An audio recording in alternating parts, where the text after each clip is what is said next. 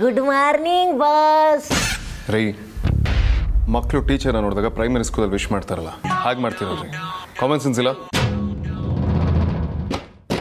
ಇದೇನು ಆಫೀಸ್ ಥರನ ಇದೆ? ನೀವು ಬರೀ ಟೀಚರ್ ಅಲ್ಲ ಬಾಸ್, ಹೆಡ್ ಮಾಸ್ಟ್ರು. ಏನೋ ಮಾಡಿರೋ ಕೆಲ್ಸಕ್ಕೆ ಪ್ರಮೋಷನ್ ಕೊಡ್ತೀರಾ, ಇನ್ಕ್ರಿಮೆಂಟ್ ಆಗುತ್ತೆ ಅಂತ ಲೈಟಾಗಿ ಬಕೆಟ್ ಹಿಡಿದ್ರೆ ಬರ್ತಾನೆ ಗರಂ ಆಗಿ ಬಂದಿದ್ದೀರಾ.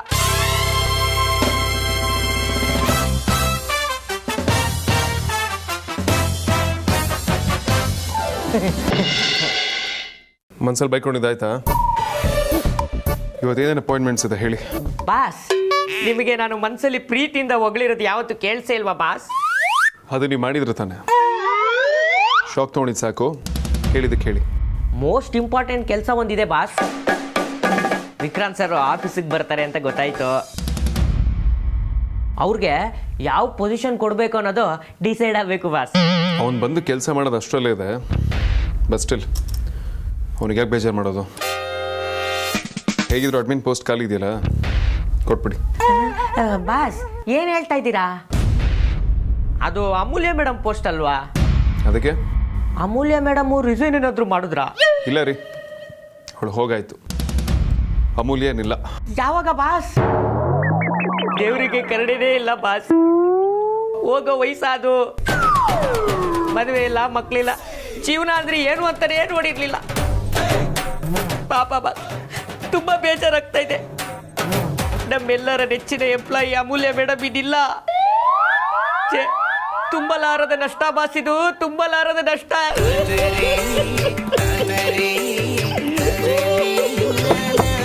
ಕಮೆನ್.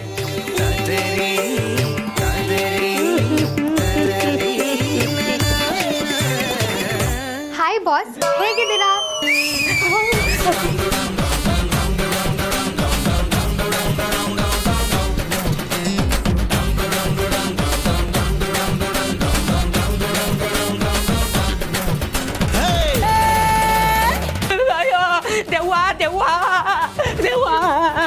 ಬಾಸ್ ಬಾಸ್, ನಾವು ಮಾತಾಡ್ತಾ ಇರೋದು ಕೇಳಿಸ್ಕೊಂಡ್ಬಿಡ್ತು ಅನ್ಸುತ್ತೆ ಬಾಸ್. ಅತೃಪ್ತ ಆತ್ಮ ಕ್ಯಾಬಿನ್ಗೆ ಬಂದ್ಬಿಟ್ಟಿದೆ. ದೆವ್ವಾ, ಓವರ್ ಆಕ್ಟಿಂಗ್ ಮಾಡ್ತೀರಾ ಬಾಸ್? ನೀವೇ ಅಲ್ವಾ ಹೇಳಿದ್ದು ಅಮೂಲ್ಯ ಮೇಡಮ್ ಇನ್ನಿಲ್ಲ ಅಂತ? ನಾನು RIP ಅಂತ ವಿಶ್ ಮಾಡೋದು ಲೇಟ್ ಆಗಿದ್ದಕ್ಕೂ, ಇಲ್ಲ ಅಂದರೆ ಅವ್ರು ಹೋದ್ರು ಅಂತ ಆಫೀಸಿಗೆ ರಜಾ ಕೊಟ್ಟಿಲ್ಲ ಅಂತ ಆತ್ಮ ಕೋಪ ಮಾಡ್ಕೊಂಡು ಅವ್ರ ಅಣ್ಣನ ಕರ್ಕೊಂಡು ಸೀದಾ ಬಂದ್ಬಿಟ್ಟಿದೆ ಅನ್ಕೊಂಬಿಟ್ಟೆ boss. Just shut up. What? ನಾನು ಸತ್ತೋದೆ ಅಂತ ಹೇಳಿದ್ರಾ? ಅಮೂಲ್ಯ ಇನ್ನಿಲ್ಲ ಅಂತ ಹೇಳಿದ್ರು ಮೇಡಮ್.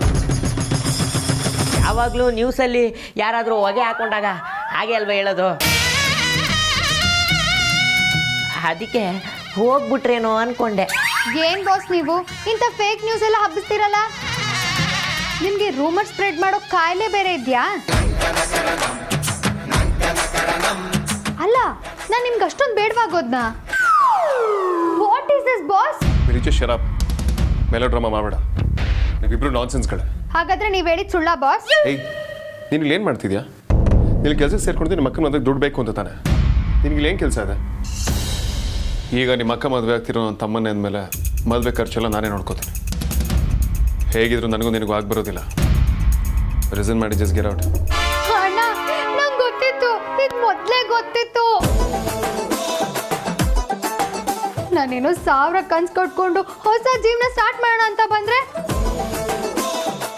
ಬರ್ತಿದ್ದಾಗೆ ರಿಸೈನ್ ಮಾಡು ಅಂತಿದಾರಲ್ಲ ಅಣ್ಣ. ಇಲ್ಲಿ ಯಾರು ನ್ಯಾಯ ಕೊಡ್ಸೋರಿಲ್ವಾ? ಈ ಜಗತ್ತಲ್ಲಿ ನೀತಿ ಧರ್ಮಕ್ಕೆಲ್ಲ ಬೆಲೆನೇ ಇಲ್ವಾ? ವೆಲಿಜೇಶ್ವರ, ಇದು ರೋಡ್ ಅಲ್ಲ, ನನ್ನ ಕ್ಯಾಬಿನ್. ನೆನಪಿಲ್ಲಿ ನೋಡು, ಈ ಓವರ್ ಆಕ್ಟಿಂಗ್ ಎಲ್ಲ ಸ್ಟಾಪ್ ಮಾಡಿದ್ರೆ ಸರಿ. ನಾನು ನಿನ್ನ ಕೆಲಸಕ್ಕೆ ಇಟ್ಕೊಂಡಿದ್ದೆ ನಿಮ್ಮ ಅಕ್ಕನ ಮದುವೆಗೆ ಹೆಲ್ಪ್ ಆಗಲಿ, ನಿಮ್ಮ ಕಷ್ಟ ಇದೆ ಅಂತ. ಈಗ ಅದರ ಅವಶ್ಯಕತೆ ನಿನಗಿಲ್ಲ. ರಿಸೈನ್ ಮಾಡಿ just get the hell out from here. ನಾನು ಇಲ್ಲಿ ಅಡ್ಮಿನ್ ಆಗಿ ವರ್ಕ್ ಮಾಡಿದ್ದೀನಿ. HR ರೂಲ್ಸು, ಕಂಪ್ನಿ ಬೈಲೋ ಎಲ್ಲ ಗೊತ್ತು. ನೀವೇ ಕೆಲಸದಿಂದ ತೆಗೆದ್ರೆ ನೀವು 1 ವರ್ಷದ ಸ್ಯಾಲರಿ ಕೊಡ್ಬೇಕಾಗತ್ತೆ. ಅದಕ್ಕೆ ನನ್ನ ಹತ್ರನೇ ರಿಸೈನ್ ಮಾಡ್ಸೋಕ್ ನೋಡ್ತಿದ್ಯಾ ಅಲ್ವಾ? ನಾನ್ ಮಾಡಲ್ಲ. ಏಯ್, ನಾನ್ ಮಾಡಲ್ಲ ಅಂದ್ರೆ ಮಾಡಲ್ಲ. ಏನಿವಾಗ?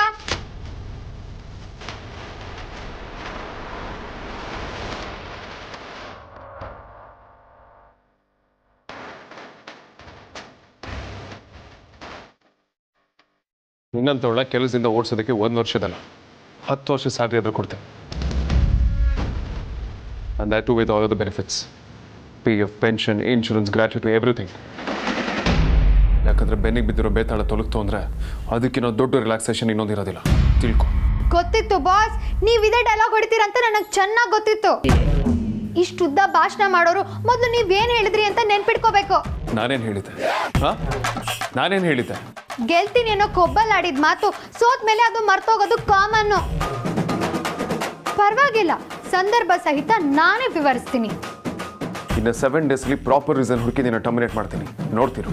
ಒಂದ್ ವೇಳೆ ಆಗಿಲ್ಲ ಅಂದ್ರೆ ನಾನು ನೀನು ಹೇಳ್ದಾಗ ಕೇಳ್ತೀನಿ. ಓಹೋ, ಈಗ ನೆನ್ಪಾಯ್ತಾ ಬಾಸ್? ಆಗ್ಲೇಬೇಕು ಅಂತ ತಾನೇ ಹೇಳಿದ್ದು. 7 ದಿನದಲ್ಲಿ ನನ್ನನ್ನೇನಾದ್ರೂ ಟರ್ಮಿನೇಟ್ ಮಾಡಕ್ಕಾಗದೆ ಸೋತ್ರೆ ನಾನು ಹೇಳ್ದಂಗೆ ಕೇಳ್ತೀನಿ ಅಂತ ಹೇಳಿದ್ರಿ. ಈಗ ನೀವೇನಾದ್ರೂ ಮಾತಿನ ಪ್ರಕಾರ ನಡ್ಕೊಳ್ಳಿಲ್ಲ ಅಂದ್ರೆ ಏನಾಗ್ಬೋದು ಅಂತ ಒಂದ್ಸಲ ವಿಚಾರ ಮಾಡಿ ನೋಡಿ.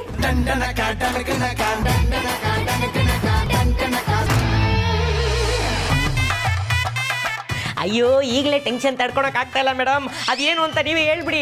ಇಲ್ಲಿವರೆಗೂ ನಿಮ್ಮ boss the great business tycoon Vedant ವಸಿಷ್ಠಗೆ ಶುಂಠಿ ಶಂಕರ, ಸಿಡುಕ್ಮುತಿ ಸಿದ್ದಪ್ಪ, ವಿಚಿತ್ರ ಕಾಯಿಲೆ ಇರೋನು, ಐಗ ಸಂಘದ ಅಧ್ಯಕ್ಷ ಅಂತ ಅಷ್ಟೇ ನಿಕ್ನೇಮ್ಗಳಿದ್ವು.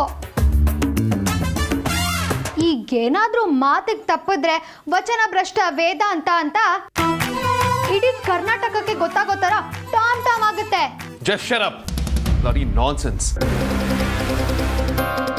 ಎಲ್ಲದಕ್ಕೂ ಇಷ್ಟುದ ಲೆಕ್ಚರ್ ಕೊಡ್ಬೇಡ. ಆಯ್ತು, ಅದೇನು ಮಾಡಬೇಕು ಹೇಳಿ. ಮೇಡಮ್ ಅದು ಸರಿ, ಅದೇನು ಐಗ ಅಂದರೆ? All India girls hating association, ಅಖಿಲ ಭಾರತ ಸ್ತ್ರೀ ದ್ವೇಷಿಗಳ ಸಂಘ. ಏನ್ ಮಾಡ್ಬೇಕು ಅಂತ ಕೇಳ್ದೆ ಅಲ್ವಾ?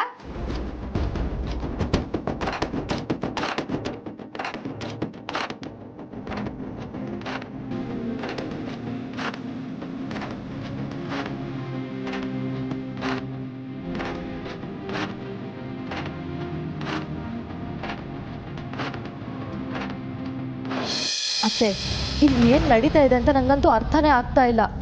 ನೀವು ನೋಡಿದ್ರೆ ವಿಕ್ಕಿ ಮದುವೆ ನನ್ನ ಜೊತೆನೇ ಆಗುತ್ತೆ ಅಂತ ಹೇಳ್ತಾ ಇದ್ದೀರಾ. ಆದರೆ ಚಿಕ್ಕಮ್ಮನ ಮನೆಯವರು ನಿಮ್ಮ ಮನೆಗೆ ಬಂದಿದ್ರು, ನೀವು ವಿಕ್ಕಿ ಆರ್ತಿ ಮದುವೆಗೆ ಒಪ್ಪಿಗೆ ಕೊಟ್ಟಿದ್ದೀರಾ ಅಂತ ಅವ್ರು ತುಂಬ ಖುಷಿಯಾಗಿದ್ರು ಅಂತ ಅಮ್ಮ ಹೇಳಿದ್ರು. ನೀನು ತುಂಬ ಬ್ರಿಲಿಯಂಟ್ ಅಂತ ಅಂದ್ಕೊಂಡಿದ್ದೆ ಸಾರಿಕಾ, ಆದರೆ ಅದು ಸುಳ್ಳು ಅನ್ಸೋ ಹಾಗೆ ಮಾತಾಡ್ತಿದ್ಯಲ್ಲ. ಅತ್ತೆ, ನಂಗೆ ತುಂಬ ಟೆನ್ಷನ್ ಆಗ್ತಾ ಇದೆ. ನನ್ನ ಮತ್ತೆ ವಿಕ್ಕಿ ಮದುವೆ ಹೇಗೆ ನಡೆಯುತ್ತೆ ಅಂತ ಹೇಳಿ ಅತ್ತೆ, ಪ್ಲೀಸ್ ಟೆನ್ಷನ್ ಕೊಡಬೇಡಿ. ನೋಡು ಸಾರಿಕಾ, ಇದೇ ಮನೇಲಿ ನಾನು ನನ್ನ ಮಕ್ಕಳ ಜೊತೆ ಇರಬೇಕು. ಅವರು ಕೂಡ ನನ್ನ ಮಕ್ಕಳ ದೃಷ್ಟಿನಲ್ಲಿ ನಾನು ವಿಲನ್ ಆಗೋಕ್ಕೆ ಇಷ್ಟಪಡಲ್ಲ. ಅದು ನನಗೂ ಇಷ್ಟ ಇಲ್ಲ. ಒಂದು ವೇಳೆ ನಾನೇನಾದರೂ ವಿಲನ್ ಆದರೆ ವಿಕ್ಕಿ ನನ್ನನ್ನು ವಿರೋಧಿಸಿ ಆ ಪರಿಮಳ ಕಾಲಿಗೆ ಬಿದ್ದು ಆರ್ತಿನ ಮದುವೆ ಮಾಡ್ಕೋತಾನೆ. ಹಾಗಾಗೋ ಚಾನ್ಸ್ ಕೂಡ ಇದೆ.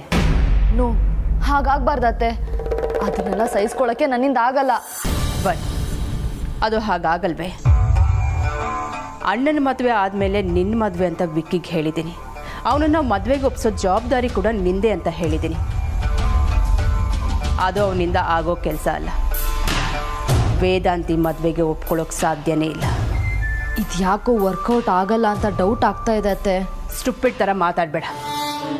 ವೇದಾಂತ ಏನು ಅಂತ ನನಗಿಂತ ಚೆನ್ನಾಗಿ ಯಾರಿಗೂ ಗೊತ್ತಿರೋಕ್ಕೆ ಸಾಧ್ಯ ಇಲ್ಲ. ಹುಡುಗಿರ್ ನೆರಳು ಕಂಡ್ರೆ ಕೋಪ ಮಾಡ್ಕೊಳ್ಳೋನು ಈ ಮದುವೆಗೆ ಒಪ್ಕೋತಾನ? ಯಾರೆಷ್ಟೇ ತಿಪ್ಪರ್ಲಾಗ ಹಾಕಿ ತಲೆ ಕೆಳಗಾಗಿ ನಿಂತ್ಕೊಂಡ್ರು ವೇದಾಂತ್ ಮದುವೆ ಮಾಡ್ಕೊಳ್ಳಲ್ಲ. ಗೆಲ್ಲೋದು ನಾನೇ. ವಿಕ್ಕಿ ನಮ್ಮ ಮದುವೆ ಆಗೋದು ನೀನು.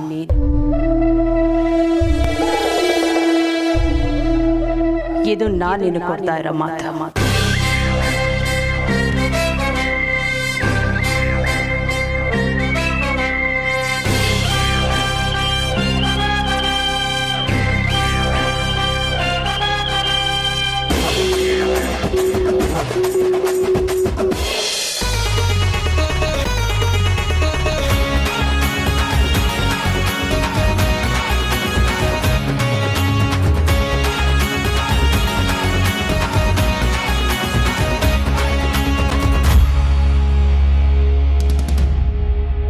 ಏನಾಯ್ತು ನಿನಗೆ? I am sorry, I am very sorry. For the first time the great Vedanta Vasishtha ಹುಡುಗಿ ಮಾತನ್ನ ಕೇಳ್ತೀನಿ ಅಂದಿದ್ದು ಕೇಳಿ ಖುಷಿ ತಡ್ಕೊಳಕ್ಕಾಗದೆ ಓಡಾಡ್ಬಿಟ್ಟೆ. 2 ನಿಮಿಷ ಮೈ ಮರ್ತಿದ್ದಕ್ಕೆ I am sorry, very sorry. ನಮ್ಮ ಬಾಸು ಅಷ್ಟು ಸುಲಭಕ್ಕೆ ಸೋಲು ಒಪ್ಕೊಳ್ಳೋರಲ್ಲ, ಏನಾದರೂ ಒಂದು ಕಿತಾಪತಿ ಮಾಡೇ ಮಾಡ್ತಾರೆ. ಅಯ್ಯೋ ಬಾಸ್ ಕೂತ್ಕೋಬೇಡಿ, ನಾನು ಹೇಳಿದ್ನ ಕೇಳ್ತೀನಿ ಅಂದಿದ್ದೀರಲ್ವಾ, ಡೀಲ್ ಮಾತಾಡೋಣವಾ?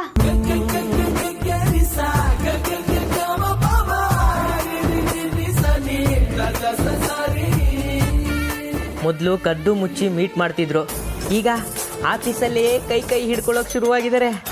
ರಿಮ್ಯಾಂಡ್ ರೂಮ್ ಥರ ಇದ್ದ ನಮ್ಮ ಆಫೀಸು ಲವ್ ಬರ್ಡ್ ಸ್ಪಾರ್ಕ್ ಆಗೋದ್ರಲ್ಲಿ ಡೌಟೇ ಇಲ್ಲ. ಮೊದಲು ಕೈ ತೆಗಿ. ಸಾರಿ ಬಾಸ್, ಈಗೇನು ಬರ್ತೀರಾ ನಾನು ಹೇಳಿದ್ನ ಕೇಳೋದಕ್ಕೆ? ಬರ್ತೀರಾ ಅಂದ್ರೆ ಅದಕ್ಕೇನು ಪಾರ್ಟಿ ಅರೇಂಜ್ ಮಾಡ್ತೀಯಾ? ಇಲ್ಲ ಹೇಳು. ನಾವು ಗೆದ್ದಿದ್ದೀವಿ ಅನ್ನೋದು 4 ಜನಕ್ಕೆ ಗೊತ್ತಾಗದ್ ಬೇಡ್ವಾ ಬಾಸ್? ಹೇಗೂ ಹೇಳಿದ್ದನ್ನ ಕೇಳ್ತೀನಿ ಅಂದಿದ್ದೀರಾ, ಅದನ್ನೇ ಎಂಪ್ಲಾಯೀಸ್ ಹತ್ರ ಕೇಳಬೇಡಿ.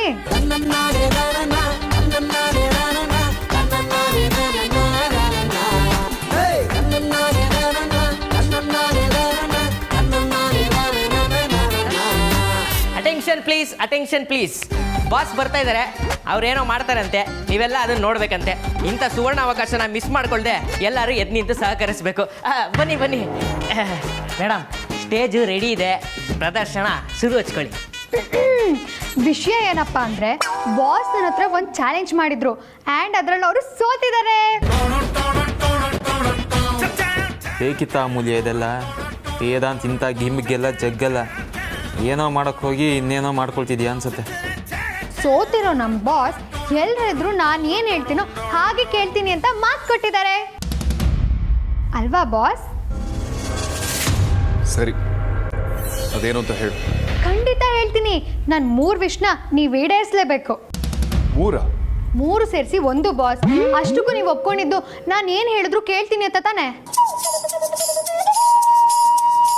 ಮೊದಲನೇದೇನಪ್ಪ ಅಂದರೆ, ಯಾವತ್ತು ಬಾಸ್ ನನ್ನ ಕೆಲಸದಿಂದ ಕಿತ್ತಾಕ್ತೀನಿ ಅಂತ ಹೆದರಿಸ್ಬಾರ್ದು.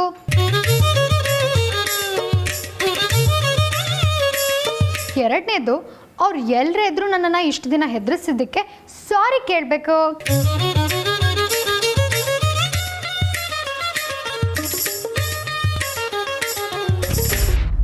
ಮೇಡಮ್, ಮೂರನೇದು? ಇನ್ನು 3ನೇದೇನಪ್ಪ ಅಂದರೆ, ನನ್ನನ್ನು ಸೇರಿಸಿ ಎಲ್ಲ ಎಂಪ್ಲಾಯೀಸ್ಗೆ ವಿತ್ ಇಮಿಡಿಯೇಟ್ ಎಫೆಕ್ಟಿಂದ 10% ಸ್ಯಾಲ್ರಿ ಇನ್ಕ್ರಿಮೆಂಟ್ ಕೊಡಬೇಕು.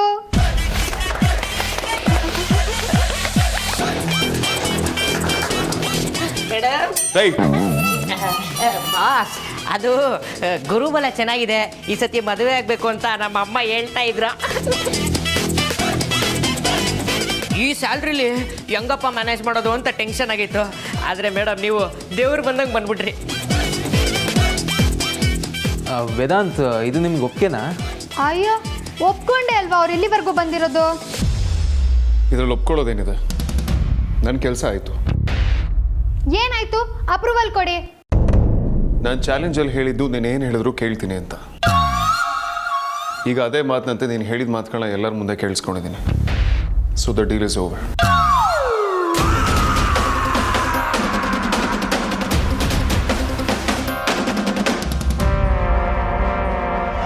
ಗುರುಬಲ ಇದ್ರೇನು ಬಂತು, ಒಳಗಡೆ ಇರೋ ಗುರುಗಳು ಬಲ ಇಲ್ಲದೆ.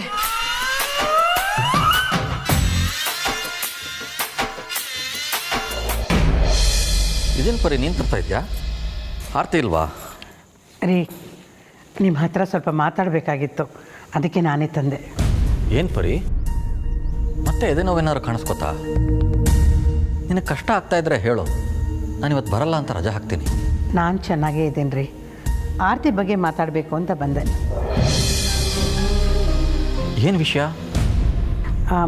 ಆರತಿ ಮದುವೆ ಬಗ್ಗೆ ಮಾತಾಡಿದ್ದಾಗಿದೆ, ಆದರೆ ಸುಹಾಸಿನಿಯವರು ಆ ವಿಷಯನ ಮುಂದುವರ್ಸೋದ್ರ ಬಗ್ಗೆ ಏನೂ ಹೇಳೇ ಇಲ್ಲ.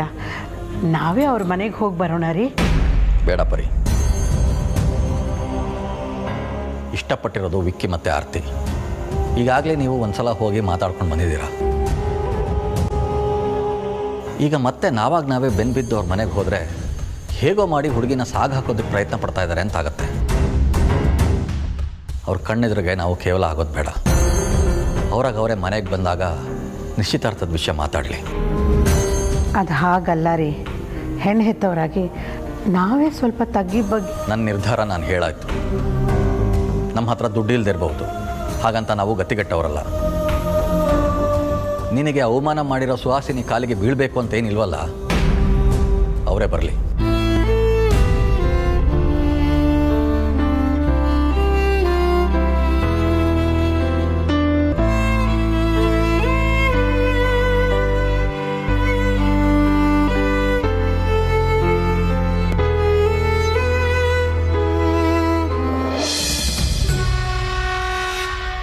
ಬಾಸ್ ಅಂತ ಬಾಸ್ ಪಕ್ಕಾ ಲೂಸು.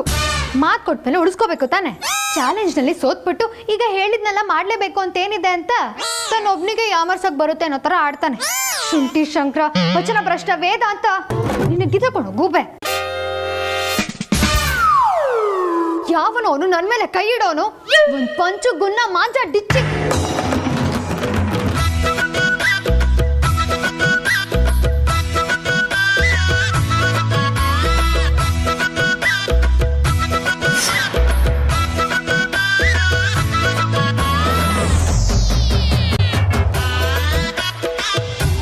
ಕರೆಕ್ಟಾಗಿ ಹೆಸರಿಟ್ಟಿದ್ದೀನಿ ನಿನಗೆ, ರೌಡಿ ಬೇಬಿ ಅಂತ. ನೀನು ಆಫೀಸಲ್ಲೂ ಹೀಗೇನಾ? ಯಾಕೆ ಈ ರೇಂಜ್ ಗುರ್ಕೊಂಡಿದ್ಯಾ? ಯಾರ ಮೇಲೆ ಇಷ್ಟೊಂದು ಕೋಪ? ಇನ್ ಯಾರ ಮೇಲೆ ಬಾವ? ಮಹಾನುಭಾವ ನಿಮ್ಮ ಅಣ್ಣನ ಮೇಲೆ. ಒಂದೇ ರೂಮಲ್ಲಿ ಸದ್ದಾಂ ಹುಸೇನು, ಬಿನ್ ಲ್ಯಾಡನು ಮತ್ತೆ ಶುಂಠಿ ಶಂಕರನ ಕೂಡ ಹಾಕಿ ನನ್ನ ಕೈಗೆ ಗನ್ ಇಟ್ಟು 2 ಬುಲೆಟ್ ಕೊಟ್ಟ ಅಂದ್ರೆ ನಾನು 2 ಬುಲೆಟ್ನು ನಿಮ್ಮ ಅಣ್ಣಂಗೆ ಹೊಡಿತೀನಿ. ಅದ್ರಲ್ಲಿ ಡೌಟೇ ಇಲ್ಲ. ಯಾಕೆಂದ್ರೆ ಉಳ್ದಿಬ್ರು ಬದುಕೇ ಇಲ್ವಲ್ಲ. ಬದುಕಿದ್ರು ಸೀನ್ ಏನ್ ಚೇಂಜ್ ಆಗ್ತಿರ್ಲಿಲ್ಲ. ಮೊದ್ಲು ನಿಮ್ಮ ಅಣ್ಣನ ತಲೆಗೆ 2 ಬುಲೆಟ್ ಇಳಿಸಿ ಆಮೇಲೆ ಅವರಿಬ್ರಿಗೆ ಪೊರ್ಕಲ್ ಹೊಡೆದು ಸಾಯಿಸ್ತಾ ಇದ್ದೆ. ಅಬ್ಬಾ, ಆಫೀಸಲ್ಲಿ ಈ ಲೆವೆಲ್ಗೆ ಎಂಟರ್ಟೈನ್ಮೆಂಟ್ ಇದೆ ಅಂತ ಗೊತ್ತಿದ್ರೆ ನಾನು ಇವತ್ತಲ್ಲ ಯಾವತ್ತೋ ಜಾಯ್ನ್ ಆಗ್ತಿದ್ದೆ. ಅದ್ ಸರಿ, ಏನಿದು ಗೆಟಪ್ಪು? ಇವತ್ತು ನನ್ನ ಜಾಯ್ನಿಂಗು. ಒಳಗೆ ಹೋಗೋಣ. ನಾನು ಹೇಳಿರೋ ಅಷ್ಟು ಕೆಲಸನ ಸಂಜೆ ಒಳಗೆ ಮಾಡಿ ಮುಗಿಸ್ಬೇಕು. ಅನ್ನೆಸೆಸರಿ ರೀಸನ್ಸ್ ಕೊಟ್ರೆ ಎಲ್ಲಾದ್ರೂ ಉಂಟಾ ಬಾಸ್? ಕೆಲಸ ಆಯ್ತು ಅಂತ ಅನ್ಕೊಳ್ಳಿ. Hi Raja. Hi Vikrant, welcome to Vedant ventures. Thank you. ನನ್ನ ಜಾಬ್ ಪ್ರೊಫೈಲ್ ಏನು ಅಂತ ಕೇಳ್ಬೋದಾ? ಎಲ್ಲ ಫಿಕ್ಸ್ ಮಾಡಿ ನಿನ್ಗೆ ಅಡ್ಮಿನ್ ಪೋಸ್ಟ್ ಕೊಡೋಣ ಅಂತಾನೆ ಇದ್ದೆ, ಆದರೆ ಒಂದು ಬೇತಾಳ ಬೆನ್ಬಿಡ್ತಿಲ್ಲ.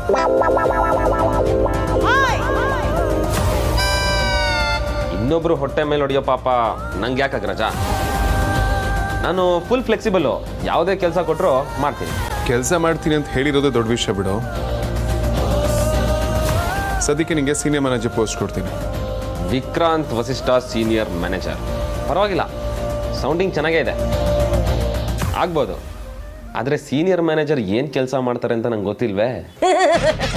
Simple sir.